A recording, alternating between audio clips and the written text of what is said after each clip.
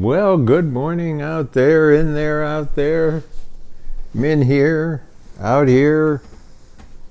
Sunshine, Vivi, Julie making it all happen. Morning, Mark, Mariana, Joe. You know how I finish up things by saying be kind. Jim Cruz, who's nothing but kind, has a new book, Kindness Will Save the World. And it's a lovely book to put right by your bed when you wake up in the morning and read one page, like At Home in the Moment, or the voicemail, page and a half. James Cruz. He and Rosemary Tromer had a reading the other night. I screwed up. I yelled out about 2/3 of the way through, I forgot to watch the reading. Of course, I was reading last night in bed with Julie beside me, and she was talking. She was sound asleep. She talked for about an hour. It was quite interesting. Didn't understand it, except for one moment where she went, a bear! A bear! Have your coffee or whatever. Bibby's nose. I was trying to read A World of Curiosities by Louise Penny when I was attacked by a bear. Holy cow. But kindness. Do you know what there's, do you have this experience? I've talked to, well, where did you go? What was that about? I wasn't crowding you. You want to be on the floor? Okay. Hi, buddy. Clunk. Very good. I don't know what I was talking about. I've talked to a lot of people lately, that's what it was, about gratitude and how it's not there. What was there? Is there generations that weren't raised to write their thank you notes before they could play with their toys? It's an odd thing. Gratitude is just so easy. It's important. It does a lot of things. It's one of those words that's not what it is. It's just gratitude. What's that? But it creates a lot. It creates warmth and connection. Gratitude. I said to our yoga yesterday as I was leaving, I said, thank you. I say that every week. I wish there were more words. I hope you know what all it means, because I don't know what else to say. Thank you. She's really wonderful. Yep. Oh, we went to a wonderful concert, the Lakeshore area chorus, jazz band, marvelous pianist, and it was about Route 66. So all the songs, we went along Route 66. Chicago, Kansas City, here we come. My father, when he coached at Westminster College, they would go to the national tournament, was in Kansas City. They had to play every day for 5 straight days to win the national championship. But with about 2 weeks to go in the season, he would take this little 45 record down with a little record player to practice, and he'd keep playing that song. We're going to Kansas City. Get those guys fired up for going to Kansas City.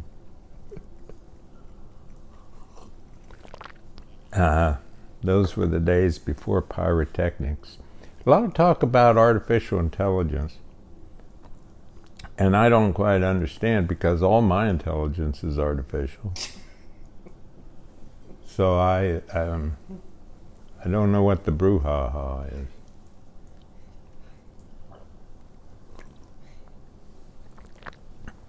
Yeah. Oh, here comes Molly, the kitty.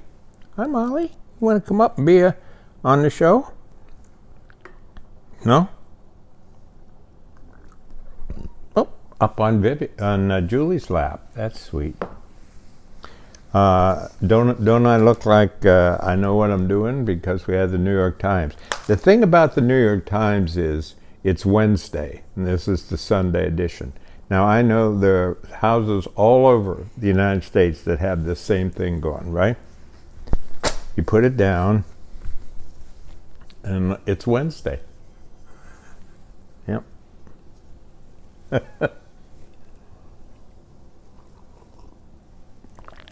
Oh, boy. I even forgot to make this morning, and here it is. One of the many things that struck me in the New York Times this week, and it'll be here for another couple weeks so I can get around to it, but a big article on the tyranny of the best. Now, I was way ahead of the New York Times, see, because how long ago did I give that TED Talk? Do you remember, Julie? Oh, 7 years ago, maybe? Longer, 10. 15? Oh, don't say that to me. Julie does that to me. She always says, you were 11. Okay, so I give this TED Talk. It was against excellence. A couple people watched it. There was a nice audience, big audience, but it's on YouTube. Right? YouTube? Yeah. Against excellence. So I was way ahead of the New York Times because we weren't talking about the pressure to be the best, but the consequences of the pressure to be the best and excellence. Think how many things throughout the day that you just love to do without having this excellence. Or think how many things you gave up when you were young because you weren't excellent. I can't draw. I can't write a poem. I can't. It's not true. You can do it. Anything worth doing is worth doing not very well. That's important because the point is to enrich. Fulfill your day. Come on. Let's get on that. You know what I'm saying? Yeah. Certainly, among the poems that mean the most to me are Emily Dickinson's Much Misunderstood. I'm nobody. Who are you? Are you nobody too? And then we get together. And she, way back then, actually before I did my YouTube, my TED Talk, TEDx talk on Against Excellence, before I did that, Emily came up with, I'm nobody, who are you? Are you nobody too?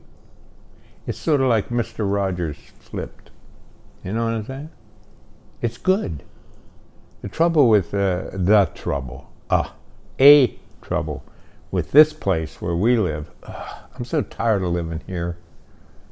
Not in this house, I mean in this country, is that you have to be somebody. So everybody's nobody. And it's so much better if you're just nobody. And you just go along, be kind, be nice, pat your dog. But we have all these big words like meaning and excellence, and here's this whole article. What's it say? The tyranny. I love that. The tyranny of the best. We've reoriented our lives around top-rated everything. But to what end? Amen. Remember that sofa they could barely, just big old ugly. Oh, we've got to get rid of that. Remember that story I told Meredith taking me down the alley in Paris? All the flower pots on the little balconies filled with flowers. All the pots were cracked. Every single one cracked. America? We have to go to Home Depot, Harold, and get a new pot. No, Paris, all cracked. Beautiful, wonderful. I'm nobody.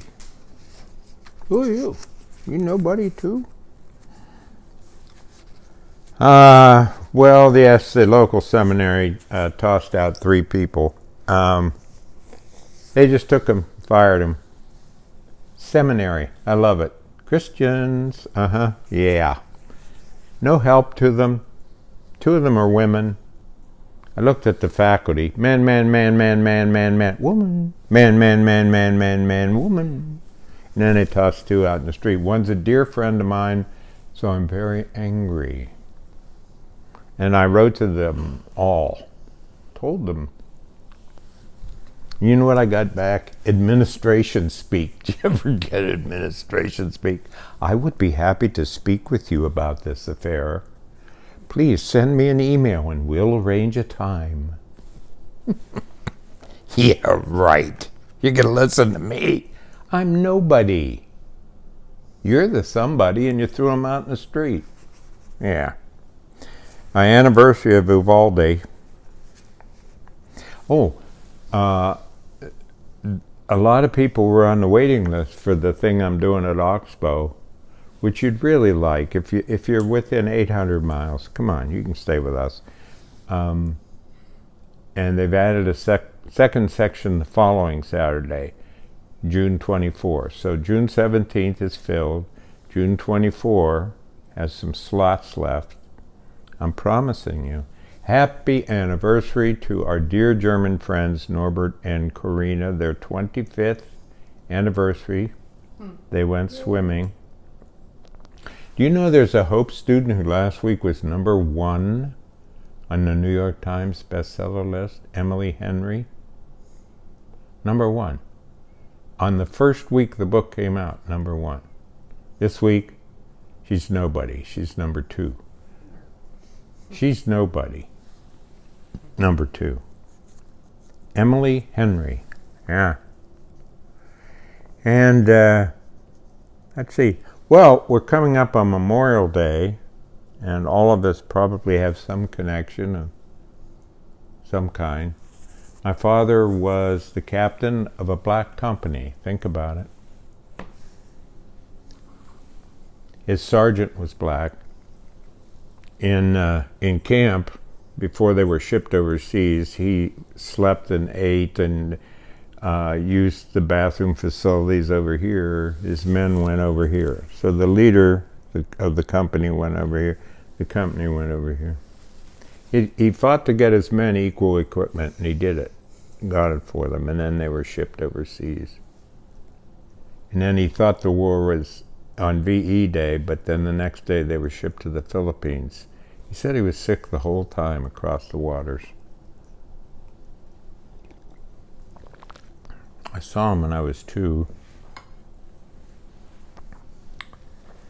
His name's on a memorial. It's very touching, in a little tiny park in the little tiny town where I was born into, and he lived with my mother's mother.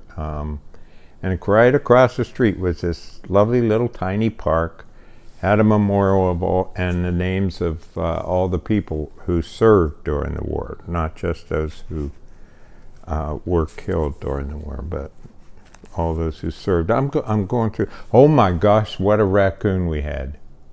That thing was as big as a bear. Maybe that's why Julie was yelling last night, "A bear! A bear!" I knew the book almost flew out of my hands. I was just, I'm like, a bear! What? Gee. But we had a raccoon. That thing was, I'm telling you, well, it was big. So all the bird seed's gone. It's going to continue to be gone. I'm going down my list because I have no memory, Memorial Day in the park. And of course, Julie's family, we celebrate on Memorial Day. It's the naval side of the family. Dad was Army. Her grandfather, an admiral, buried at the Naval Academy. Her father, a captain. good, retired. He was about to be an admiral, and then he retired. He said that was enough of that.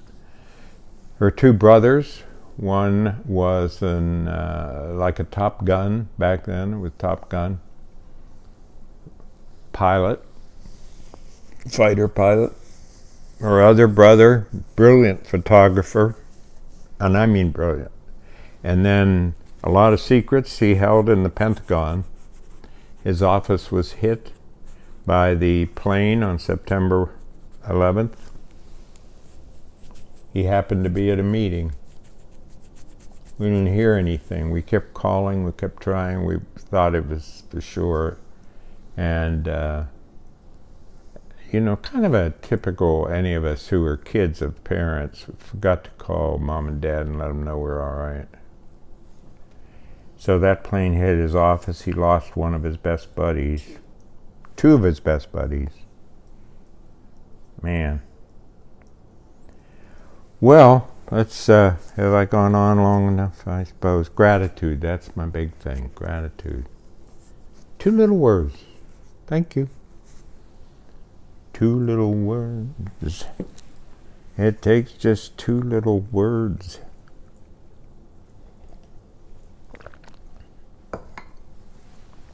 It's a little weak this morning because I had to put it on 8 minutes instead of 10. Julie's is mostly cream, so she won't be able to tell. But this is a poem I always like to read at Memorial Day. Memorial Day, to me, is more like New Year's Eve than New Year's Eve. And here's the reason, is because we all say, well, it's Memorial Day, and this summer I'm gonna, and this summer I'm gonna do, and this is the summer I'm gonna read War and Peace, Anna Karenina, and the history of the Roman Empire. I'm going to read this summer and walk the dog. So I like to read this poem because of that. It's called A Few Days Before Another Memorial Day Weekend.